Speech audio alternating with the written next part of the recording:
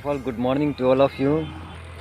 दोस्तों, जैसा कि जानते हैं कि हम हमेशा अपने हक़ के लिए लड़ते आ रहे हैं और लड़ेंगे, क्योंकि गलत जो होता है वो गलत ही होता है और हम गलत का हमेशा विरोध करेंगे। हम अपने हक़ के लिए लड़ेंगे, चाहे इसके लिए जो हो। तो दोस्तों, आज बात करेंगे वैसे ही टॉपिक पे जिससे हम अगले वीडियो में बात कर आए हैं, और उसी टॉपिक में एक नया आया है। नया मोड़ ये है दोस्तों कि कहीं ना कहीं से और किसी न किसी एंगल से शायद डॉक्टर बहुत ज़िम्मेदार हैं इसके लिए। क्योंकि देखिए, होता क्या है कि और सभी डॉक्टरों से ये मैं अपील करना चाहता हूँ, ये उनसे आग्रह करना चाहता हूँ कि सर, आप अपना हॉस्पिटल चलाते हैं, अपना नर्सिंग होम चलाते हैं, अपना क्लिनिक चलाते हैं, तो उसमें बेसिक आप पारा मेडिकल स्टाफ रखिए। क्योंकि वहाँ पर कहीं ना कहीं से ऐसा ज़रूरी है कि आपको पारा मेडिकल स्टाफ की ज़रूरत होगी और पारा मेडिकल स्टाफ को रखना आपको अनिवार्य है। लेकिन यहाँ पर हम सभी डॉक्टर्स को नहीं कह सकते हैं, लेकिन बहुत सारे डॉक्टर्स ऐसा करते हैं कि मान लीजिए क्या करते हैं कि वो पारा मेडिकल का सर्टिफिकेट ले लेते हैं और सर्टिफिकेट किसी और का रहता है, काम कोई और करता है। तो ऐसा नहीं होना चाहिए। और पारा मेडिकल का जो हक का जो ये पैसा है, जितना उन्हें वेतन मिलना चाहिए, जितना उसका तनख्वाह होना चाहिए, उतना दीजिए सर। क्योंकि वो भी मान लीजिए कहीं ना कहीं से पढ़ाई करके आता है और किसी न किसी एंगल से वो पढ़े, और इसमें बहुत सारी खर्च भी होती है। एक नॉर्मल फैमिली से बिलोंग करने वाले स्टूडेंट जो पारा मेडिकल कोर्स किसी भी तरह एकदम कर लेते हैं, उनके लिए बहुत बड़ी चीज़ होती है। उसके भी ऊपर बहुत सारी जिम्मेदारियां होती है, तो वो सभी जिम्मेदारियों को वो सॉल्व कर सके और वो अपने पैरों पर खड़ा हो करके अपने फैमिली मेम्बर्स का गुजारा कर सके, इसके लिए आपको उसका हक का पैसा देना होगा। तो सर देखिए, मैं बेसिक हमें आप लोगों से, आप सभी डॉक्टरों से कोई भी जाति दुश्मनी नहीं है, या फिर कोई भी नेगेटिव पॉइंट नहीं है, या फिर हम आपका विरोध। सर, हम हक के लिए मतलब आवाज़ उठा रहे हैं। तो रिक्वेस्ट करना चाहूँगा सर कि आप हमें कोऑपरेट कीजिए और आप नर्सिंग होम जो चला रहे हैं, या फिर हॉस्पिटल चला रहे हैं, या फिर कोई भी अपना क्लिनिक भी चला, पारा मेडिकल स्टाफ को रखिए, जिसका जहाँ ज़रूरत है सर, का सीट को मतलब झोला छाप को ना रख के, या फिर अनइलिटरेट पर्सन को मतलब यहाँ तक कि मैट्रिक फेल पर्सन सबको ना रख करके आप पारा मेडिकल स्टूडेंट्स को रखिए।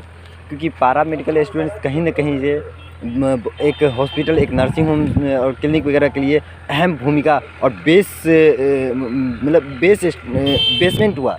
तो सर, जिस तरह से एक घर बनाने में एक ईंट जो हमारा बेस हुआ, उसी तरह एक नर्सिंग होम या हॉस्पिटल चलाने के लिए पारा मेडिकल स्टाफ बेस हुआ सर। तो मैं चाहता हूं सर कि पारा मेडिकल स्टाफ को आप रखिए, आप उसके उसको जितना तनख्वाह मिलना चाहिए, उसको जितना वेतन मिलना चाहिए।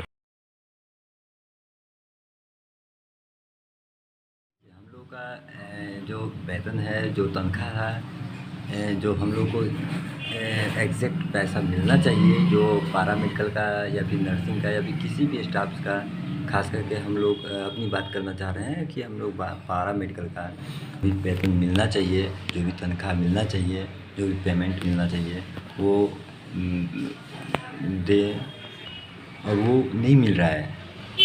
तो हम चाहेंगे कि हम, और सबसे हमारी हैसियत तो नहीं है, हमारी उतनी वेल तो नहीं है कि हम मंगल पांडे सर से मिल सके। लेकिन मैं चाहता हूं कि मैं ये वीडियो के माध्यम से मैं मंगल पांडे सर से मतलब बात कर सकूं, और मैं मंगल पांडे सर को भी ये बताना चाहता हूं कि सर, हम लोग का जो भी पोजीशन है, जो भी ज़रूरत है, हम लोग का जो वर्क है, वो वर्क हम लोग को मिलना चाहिए। साथ ही हमारी जो तनख्वाह है, वो तनख्वाह भी मिलना चाहिए। हमारा जो पोजीशन है, वो पोजीशन हम लोग को मिलना चाहिए सर। और आपसे रिक्वेस्ट है सर कि आप इन सभी चीज़ों पे थोड़ा सा ध्यान दीजिए। और सबसे बड़ी बात कि बहुत सारे ऐसे हॉस्पिटल्स हैं, क्लिनिक है, नर्सिंग होम है, वहाँ पर पारा मेडिकल का स्टाफ नहीं है, बहुत कम की संख्या में है। बाकी वो झोला छाप या फिर अंगूठा छाप हो, या फिर अनलिटरेट पर्सन हो, जो मैट्रिक पास भी नहीं होते हैं, उनसे करवा लिया जाता है।